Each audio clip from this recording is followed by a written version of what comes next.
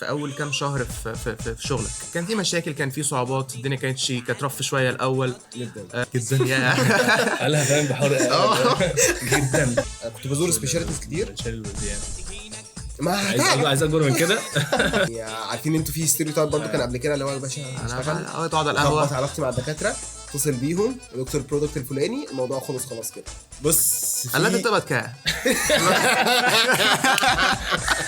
دي حاجه برضو يعني مش الطف حاجه ان انا اقولها، بس انت محتاج تكون مدرك ان انت كصيدلي انت في الكارير ده اهم حد تقريبا في الموضوع. انت محتاج تبيش يورسيلف تو ذا ليميت علشان يعني تو جو ذا اكسترا مايل تو ذا اكسترا ستيب. عارف انت كل الحاجات الاكسترا دي بالظبط كده. عشان اروح اقدم كميديكال في شركه، السي في بتاعي محتاجه يبقى فيه الجي ام الجنرال مانجر عنده اوفر فيو كده عن الماركت عامل ازاي وبتاع. فتره الكورونا وفي الكوفيد بدا ان هو يستورد رو ماتيريال هبل. اهلا بيكم، معاكم شوقي ومعاكم ستار، وده فارماكاست.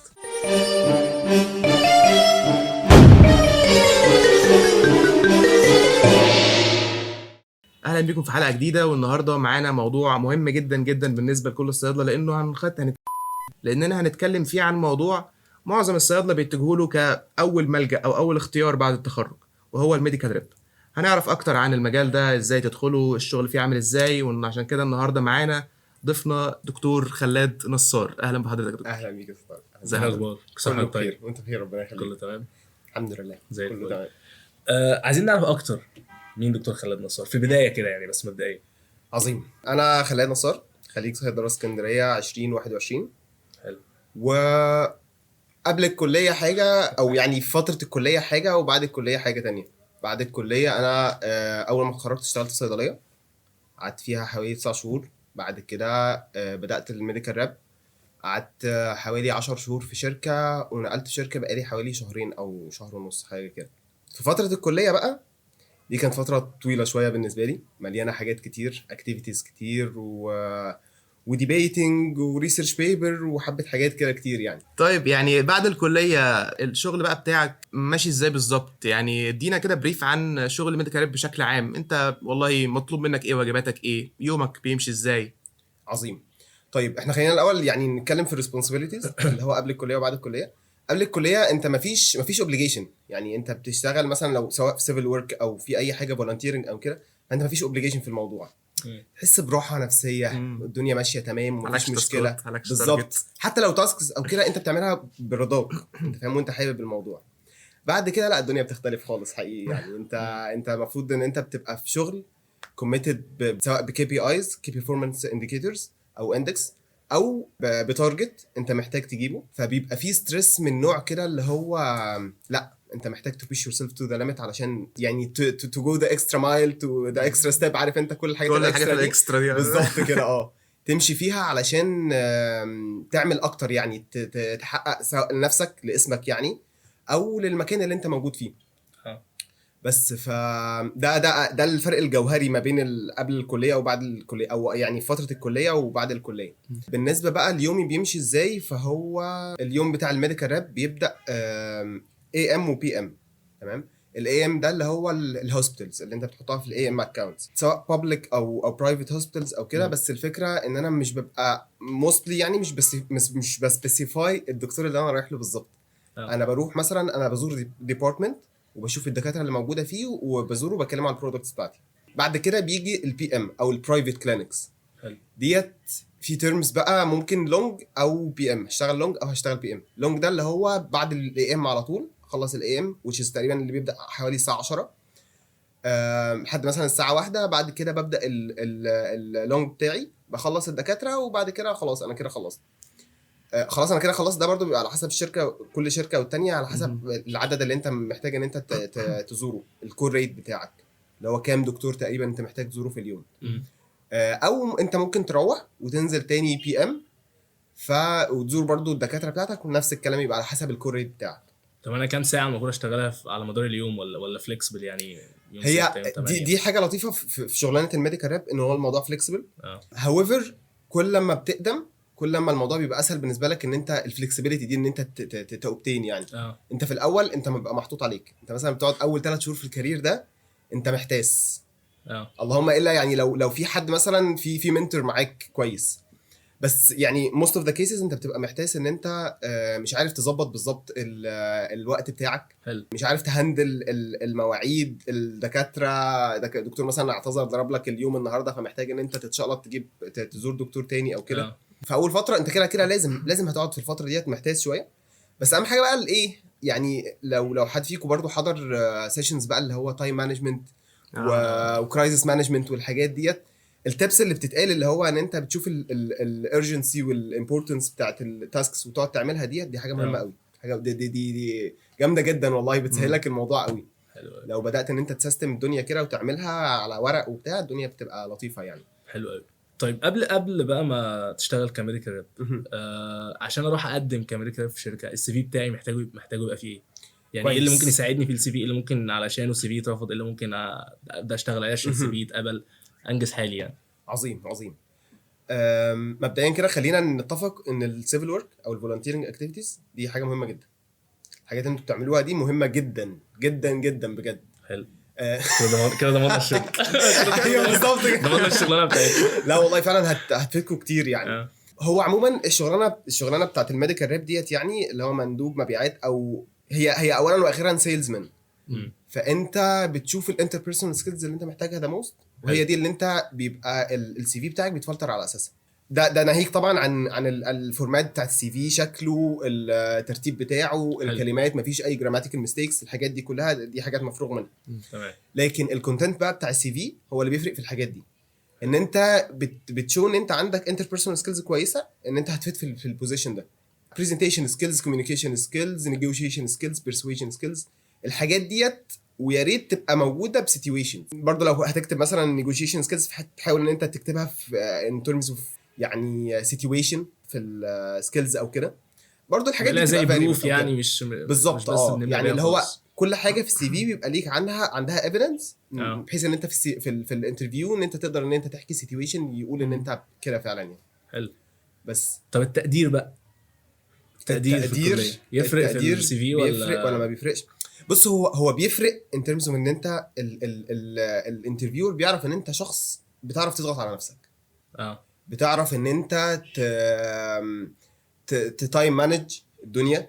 طبعا احنا عارفين ان انت عشان تجيب التقدير ده في ستريس مانجمنت فظيع انت محتاج تجو ثرو، ان انت بتضغط على نفسك وبتشوف اليوم بيبقى عامل ازاي، او عيلتك. بالظبط، كوميتمنت هو كده. فهو الكوميتمنت ده هو التقدير بيقول عليه.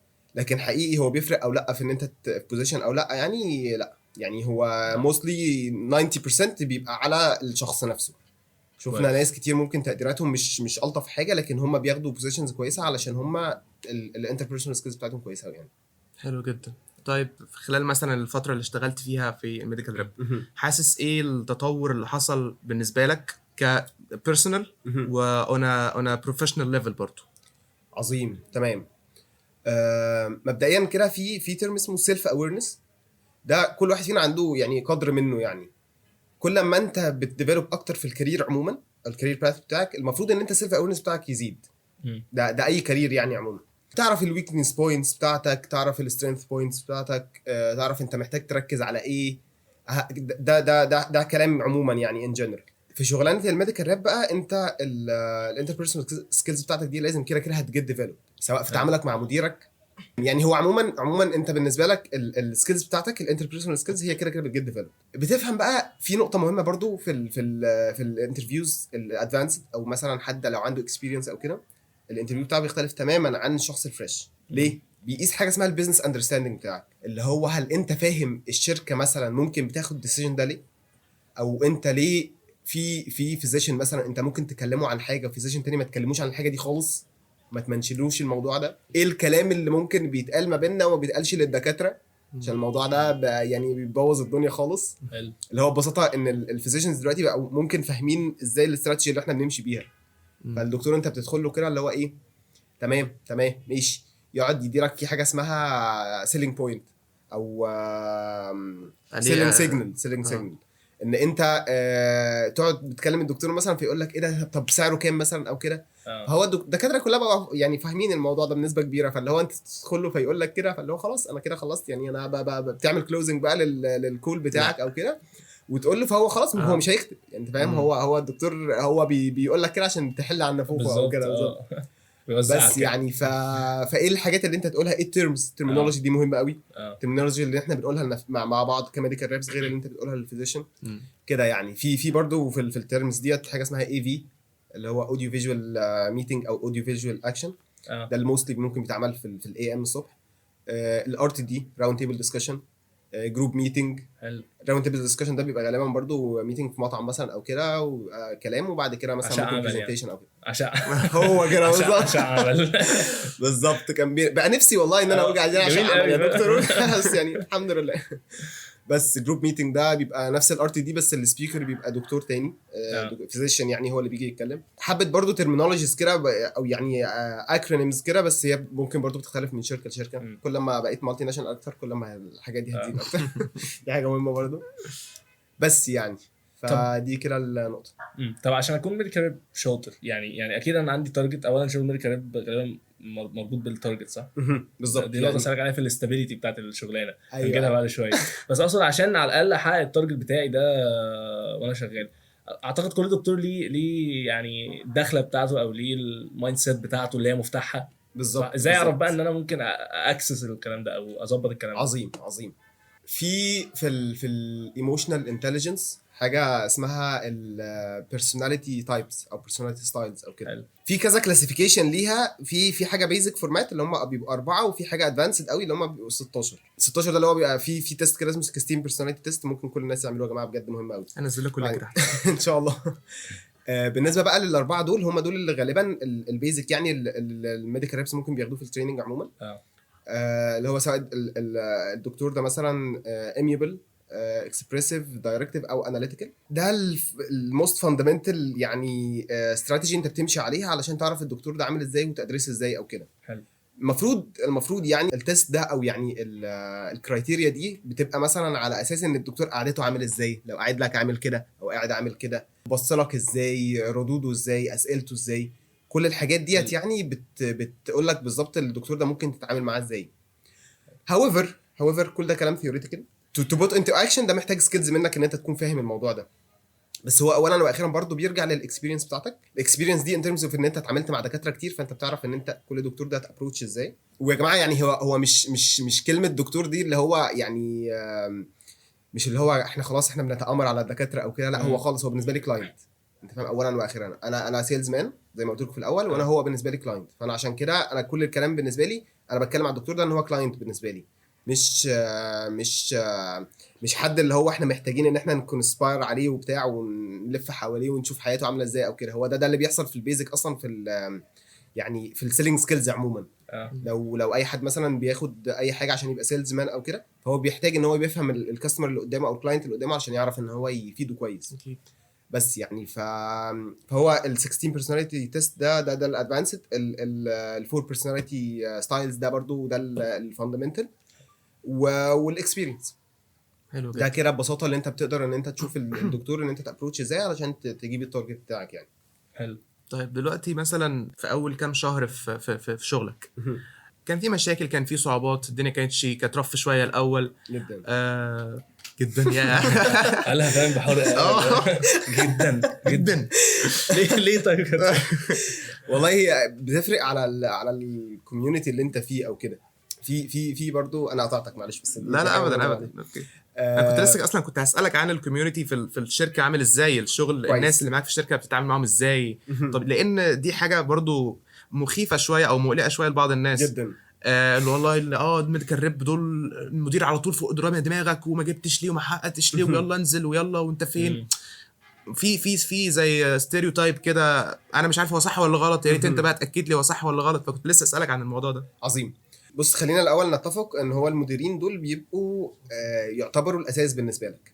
انت كشخص خصوصا لسه فريش، لسه نازل الاريا او لسه نازل الكارير عموما، فانت محتاج حد اللي هو حرفيا يطبطب عليك ويفهمك الدنيا واحده واحده بالراحه.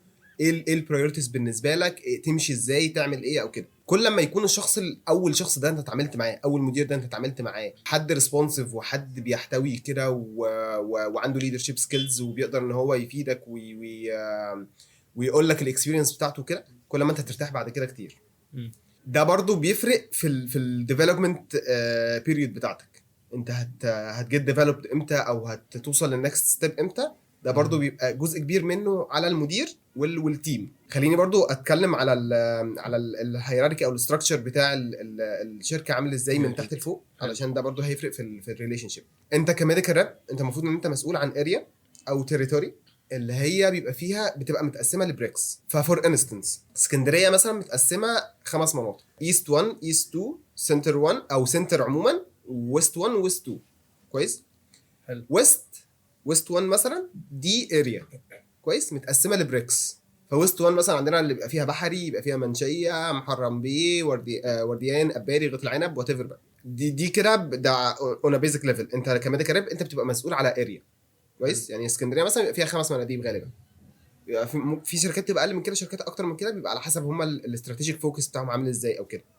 بعد كده بتطلع بيبقى في ديستريكت مانجر، او في شركات تانية فيرست لاين مانجر. اللي هو الفيرست لاين ده اللي هو اللي عارفين انتوا الجنود. احنا جنود. هو فيرست لاين بقى مانجر اللي ورايا على طول. بيبقى مسؤول غالبا في اسكندريه، بيبقى مسؤول عن اسكندريه والبحيره، علشان هم التارجت بتاعهم ممكن بيبقى متقارب، يقدر ان هو يمانج الدنيا او كده. ده بيبقى بيزك غالبا في كل الشركات. بعد كده بيبقى في حاجه اسمها اريا مانجر. الاريا مانجر او ريجنال مانجر بيبقى ممكن ماسك اسكندريه والدلتا، بيبقى حبه محافظات بمعنى اصح. هو الميديكال ريب بيريبورت للديستريكت مانجر او فيرست لاين مانجر. الفيرست لاين مانجر بيريبورت للريجنال مانجر او الاريا مانجر ده. وبعد كده الاريا مانجرز او ريجنال مانجرز بيريبورتوا للناشونال سيلز مانجر. الناشونال سيلز مانجر ده بيبقى مسؤول عن مصر كلها، بيبقى تحته كل الناس دي بقى. الناشونال سيلز مانجر ده سيلز كويس.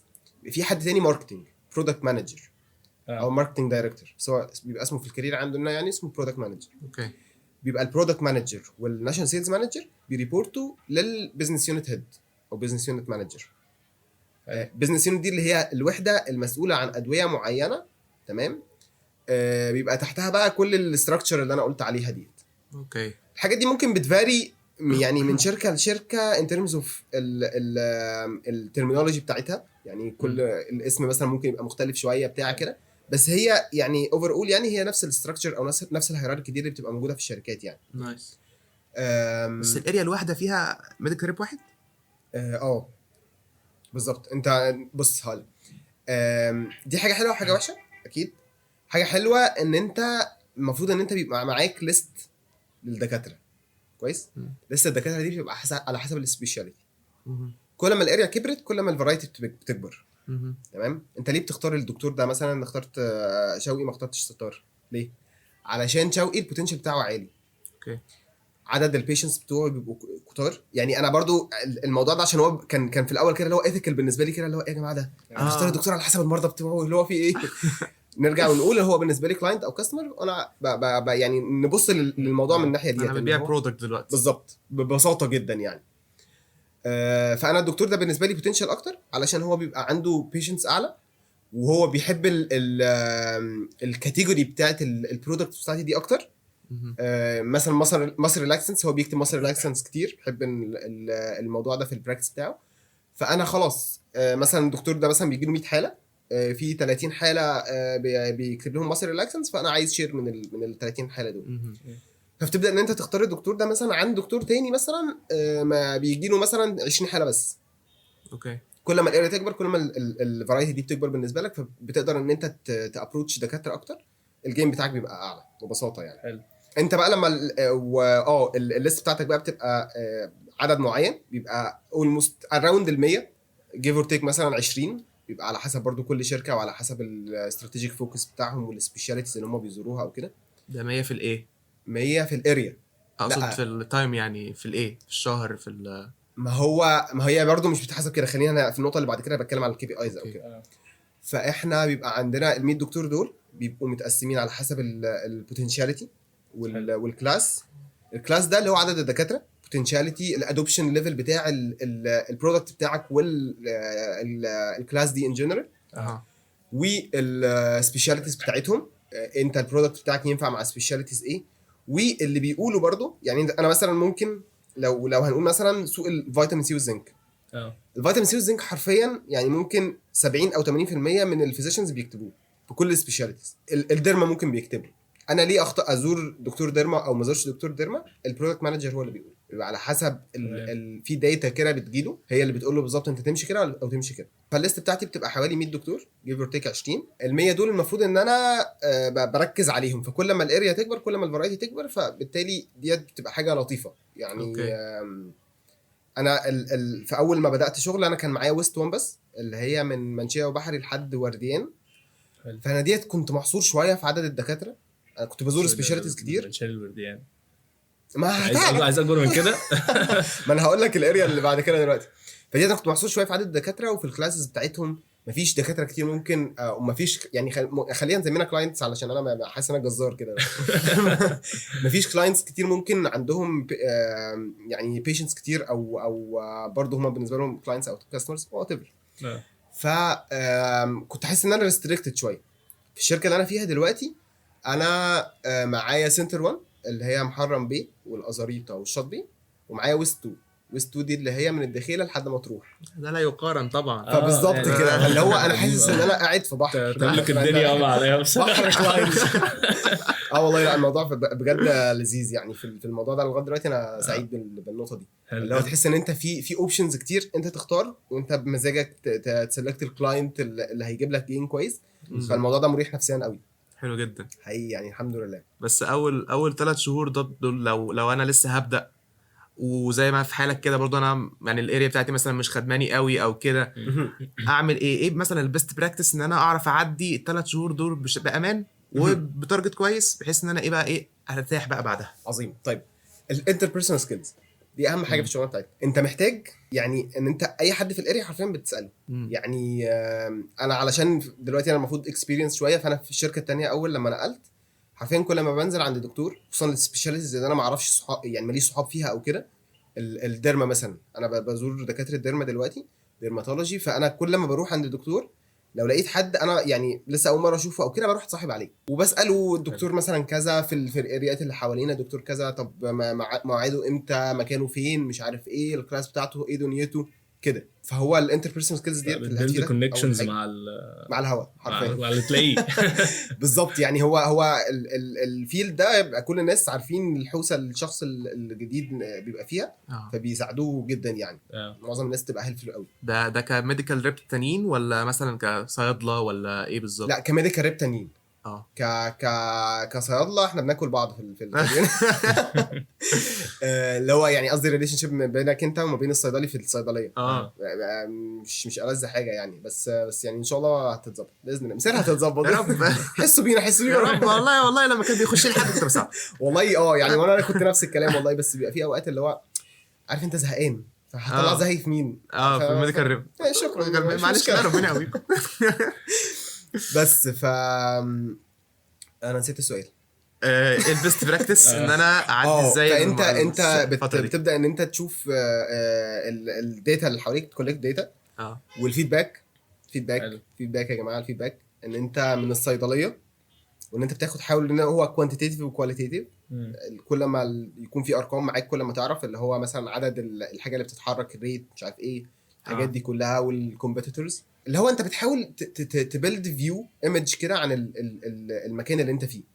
كل ما بتسال اكتر ده يعني البيزك فورمات للسؤال ده يعني للاجابه قصدي. كل ما بتسال اكتر كل ما الوقت هيبقى اسهل بالنسبه لك، وكل ما تستراكشر الدنيا معاك اسهل. يعني انت عرفت مع الدكتور اكتبه سواء نوتس او على ورقه او كده، تجمع كل الحاجات دي تحطهم قدامك كده، وتبدا بقى ان انت تالوكيت بقى اللي هو انت خلاص مثلا معاك ليست 100 دكتور وانت لسه نازل اول مره، فانت تقريبا بيبقى معاك حوالي شهر ان انت تجمع الدكاتره دول اماكنهم ومواعيدهم والفيدباك بتاعهم. فكل ما انت تسيستم الموضوع ده يعني انت جمعتهم خلاص بقى، المفروض ان انت بتعمل البلان بتاعتك.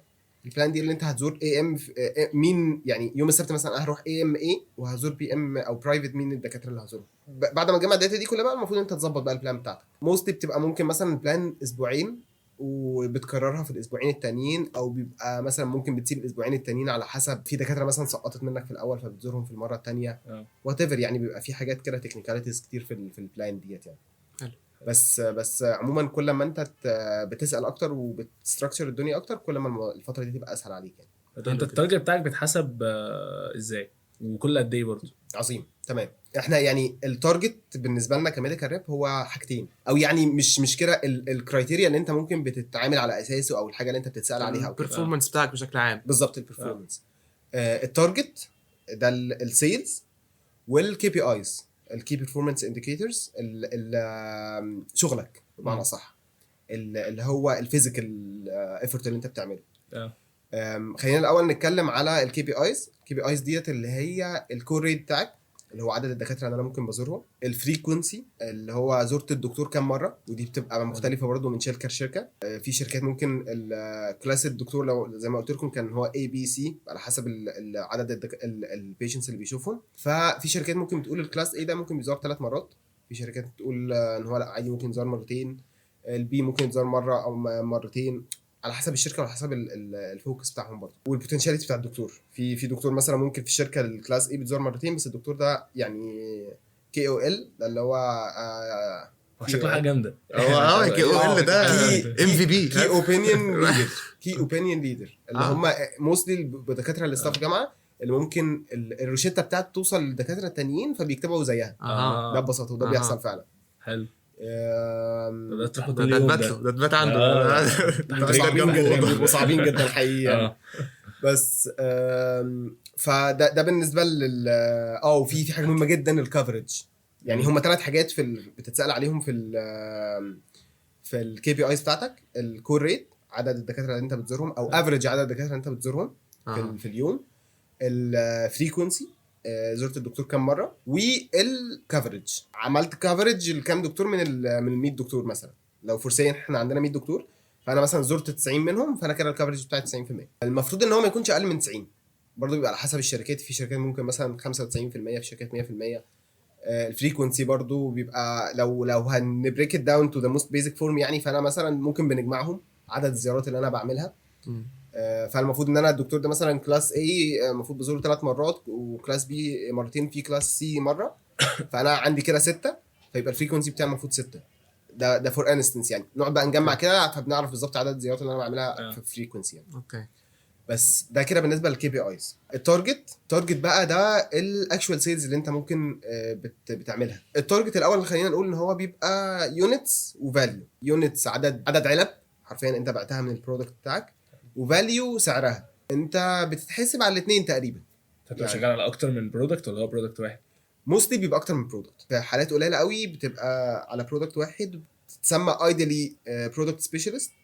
بس في شركات ممكن بتوزع التايتل ده يعني عادي، انت كل الناس اللي عندنا برودكت سبيشالست يعني.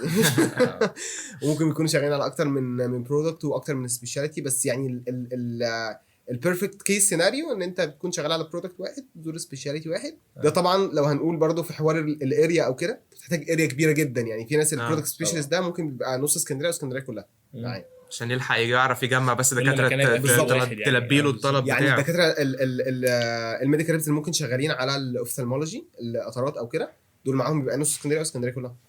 ده اللي هو بسم الله الرحمن الرحيم كده انت بتقدم عارف ان انت معاك اريا كبيره كده.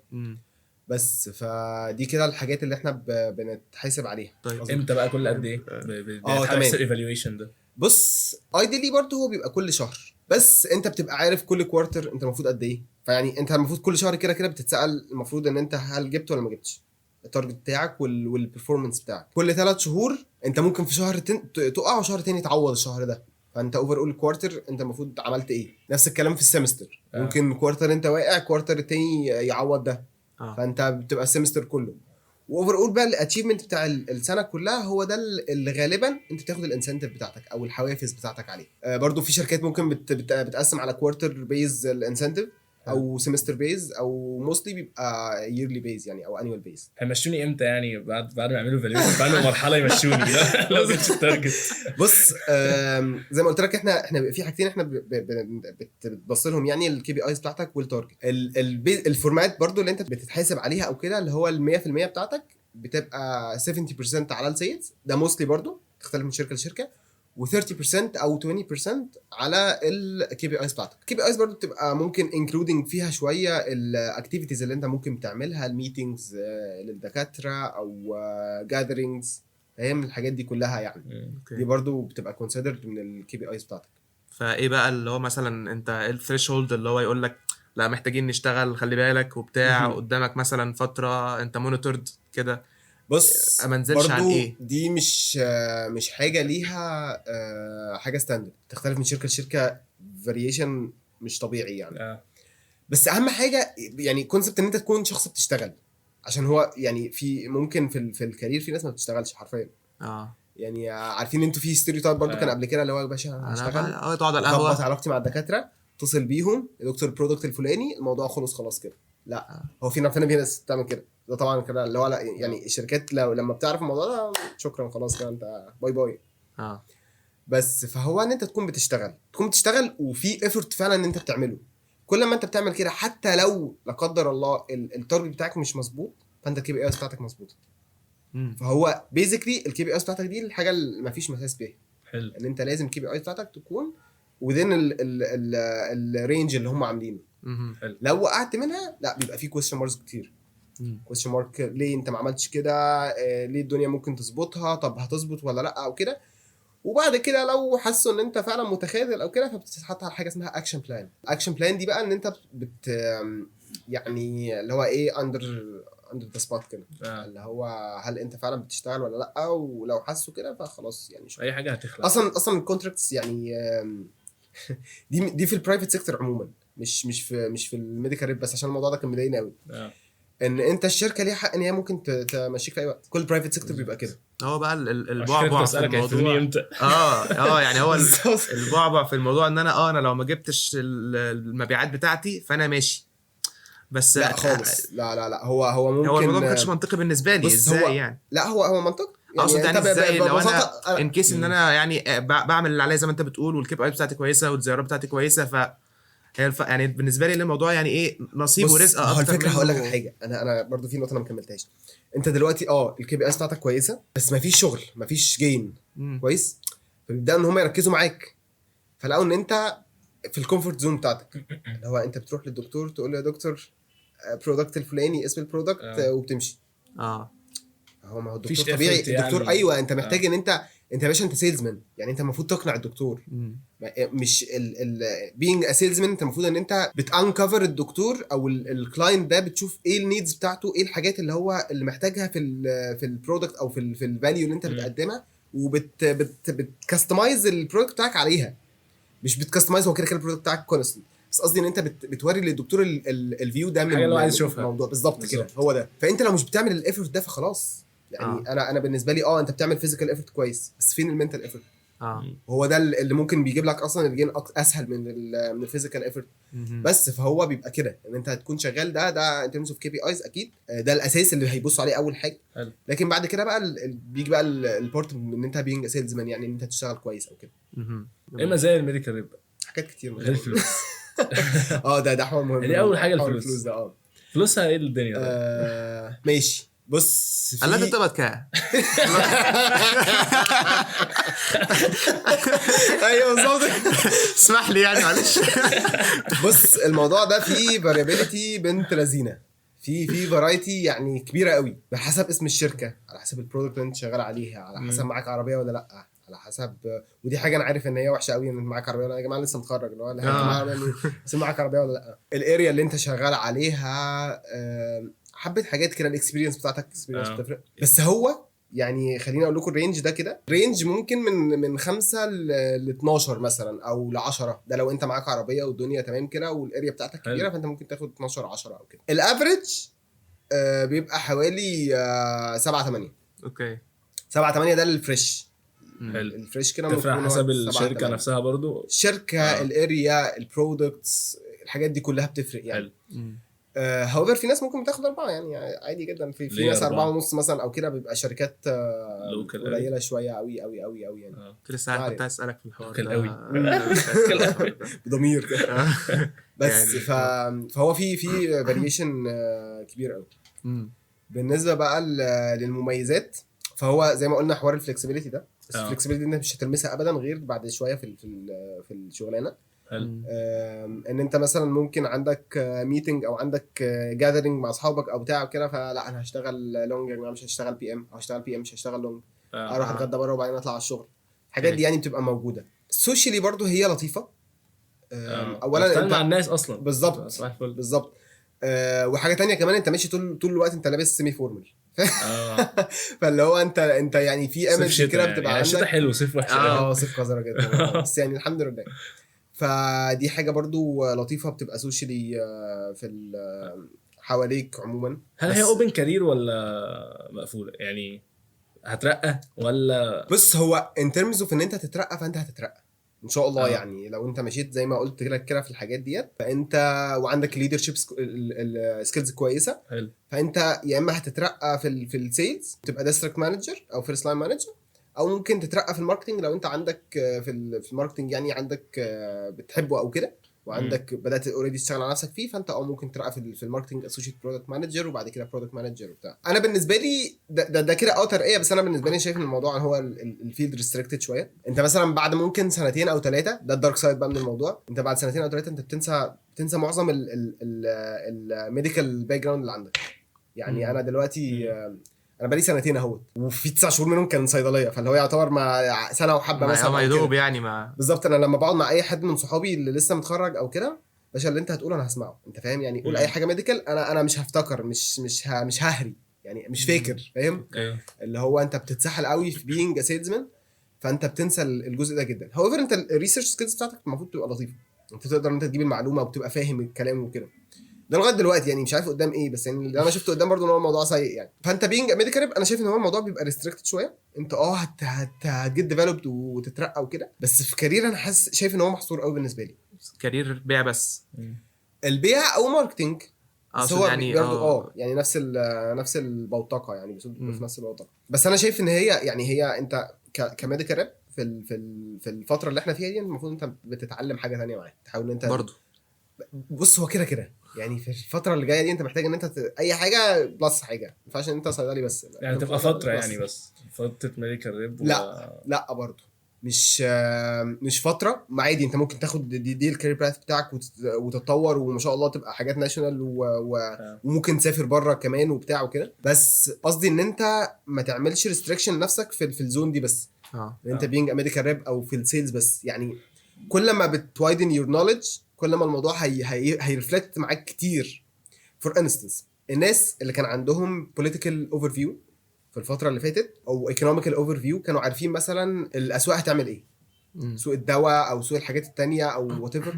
فلو هنتكلم على سوق الدواء، في من الشركه الاولى اللي انا كنت شغال فيها، الجي ام الجنرال مانجر عنده اوفر فيو كان عن الماركت عامل ازاي وبتاع. وفتره الكورونا وفي الكوفيد خصوصا يعني، فبدا ان هو يستورد رو ماتيريال هبل.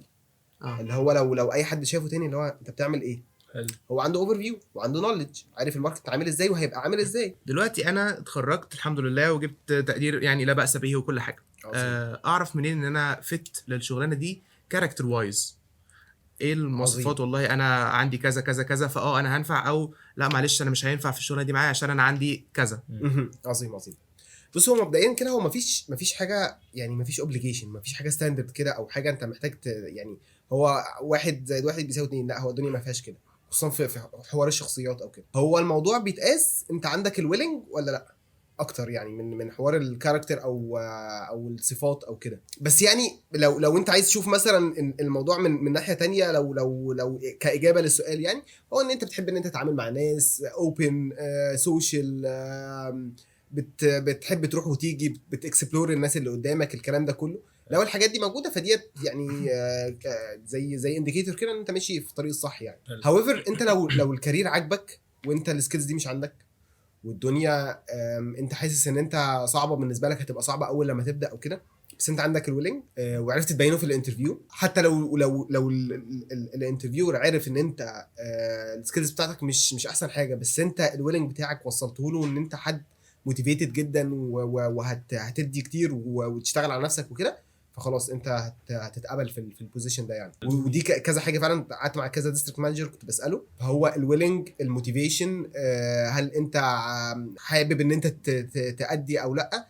دي الحاجات اللي هم بيريفيروا عليها، خصوصا لو انت فريش. حلو يعني. الحمد لله انا فت وتمام والدنيا حلوه، بس انا مش عايز اقعد في شركه يعني قليله او المرتبه بتاعتها مش كويسه. عايز ادخل في شركه كويسه محترمه، شركه اسمها كويس، البرودكت بتاعتها كويسه برضو. عظيم. اوصل ازاي للمكان ده. عظيم. طيب خلينا نتكلم كده في الخطوات عموما. انت كده كده بتقدم لما بيجي لك الجوب اوفر، كويس. انت المفروض انت بتقدم لو اتقبلت، لما ان شاء الله تتقبل يعني في الانترفيوز، في السلسله بتاعه الانترفيوز، عشان هو يعني الموضوع بيبقى فيه فاريشن، ممكن تعمل 7 انترفيوز، ممكن تعمل 2 انترفيو، حاجات غريبه كده. لما بتتقبل وبتشوف الجوب اوفر بتقرر هتكمل في شركه ولا لا. ده مبدئيا يعني خليك اللي هو جو ذا اكسترا مايل، خليك روح هناك لحد ما تاخد الجوب اوفر وبعد كده تقرر. ما تسمعش الفيدباك قوي غير في المرحله دي، ما تشتتش نفسك. دي نصيحه يعني من اكسبيرينس. بتكمل كل الفيزز، وطبعا كده كده في استخاره في الموضوع، تصلي استخاره كتير في الاول وفي الاخر. بس يعني البيست كيس سيناريو ان انت لما بتوصل للجوب اوفر بتشوف هما ممكن انت الشركه مثلا تكون تسمع كلام مش لطيف، وفي الجوب اوفر في حاجات لطيفه. فالموضوع بيتغير، والشركات نفسها بيبقى في ديبارتمنتس بتزيد، حاجات بتعلى، مش عارف ايه، سواء في السالاريز او في الريسبونسبيلتيز او كده. فيعني ايه الجوب اوفر هو اللي بيحكم ده اولا واخرا. عايز بقى تلاند على شركه كويسه او كده، فهو للاسف هو مفيش كده للاسف. يعني الماركت خصوصا دلوقتي يعني نيرلي ساتوريتد، خصوصا مع اللاي اوف اللي حصل من المالتي ناشونال. فبقى في كاليبرز كتير موجوده في السوق. ببساطه انا يعني لو هقارن ما بينك وما بين واحد في مالتي ناشونال، فانا هاخد في مالتي ناشونال ببساطه. ده خصوصا في البوزيشنز كويسه، الشركات العاليه او كده هتختار لا يعني حد عنده اكسبيرينس واوريدي عنده باك جراوند مالتي ناشونال عن فريش، او عن مثلا شغال في لوكال او كده. انت بالنسبه لك كفريش، انت ايه النصيحه يعني اللي انا ممكن اقدمها لك؟ ان انت بتشوف طبعا انت بتقدم في كله، حرفيا في كله، تعمل انترفيوهات في كل حاجه تعرف ان انت تعملها. كده كده دي accumulated knowledge عندك ببساطه. يعني كل ما انت بتتعلم اكتر، بتخش انترفيو اكتر، بتتعلم اكتر، سيلف اويرنس بتاعك بيزيد جدا في الانترفيوز. دي اكتر مرحله. انت متخيل يعني اللي هو انا بفكر في البيزك فورمات بتاع الانترفيو كده، اللي هو شخص قاعد معايا بيقول لي انت عامل ازاي. اللي هو يعني عارفين سيدنا عمر بن الخطاب كان بيقول رحم الله امرئ اهدى الي عيوبي. فهو ببساطه انت في الانترفيو كده انت واحد بيكلمك بيحاول ان هو يطلع منك انت عامل ازاي، فانت بتفهم نفسك اكتر في الانترفيو. يعني هتعمل انترفيوز في كله زي ما قلنا، ان احنا بنشوف الجوب اوفر وبنقرر على اساسه بتقبل او ما تقبلش. بقى دي فيها كذا كرايتيريا برضو. هاويفر ان انت بتشوف سمعة الشركة، اسم البرودكت اللي انت هتشتغل عليه، الاريا والسبيشاليتيز. طبعا الحاجات ديت بالنسبة لفريش فهو حاجات يعني ميثودولوجي، فاهم اللي هو هعرفه منين الكلام ده. فانت بتسأل لازم حد اكسبيرينس. الجروبس بقى على الفيسبوك، او بتشوف حد يعني صاحبك مثلا قد كده، اسالوني ما عنديش مشكله خالص والله، في اي وقت هجاوبكم على طول كده. يعني بتشوف السمعه بتاعت الشركه والدنيا ماشيه ازاي وكده، وبتقرر على اساسه بقى اذا كنت هتكمل في الجوب اوفر ده ولا لا. لكن غالبا هتبدا يعني توب لوكال او لوكال. يعني ده الموست كيسز دلوقتي اللي بتحصل يعني. حلو. اوكي.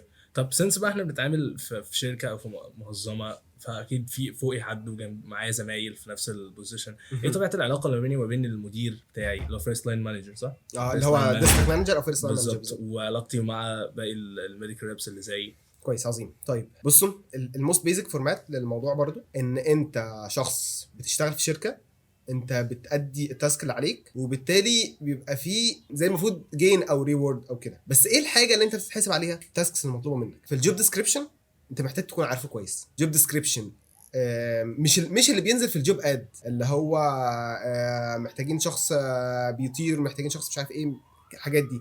البيزك جوب ديسكريبشن بتاع الميديكال ريب اللي هو ان انت المفروض انت عندك كلاينتس بتحاول انت تتعامل معاهم، بتشوف الدنيا ماشيه ازاي، بالدايركت السيلز مثلا على الموزعين مش الستورز او المخازن، علشان تحسب لك احسن كام حاجه كده. يعني انت لو عامل عليك ده، انت ما فيش حد ليه حق ان عليك يعني ما فيش حد ليه حق ان هو يضايقك او ان هو يعاملك باسلوب مش كويس او كده. طبعا يعني الموضوع ده قليل قوي ان هو بيحصل، ممكن ان حد مثلا يتعامل معاك بطريقه مش كويسه او كده.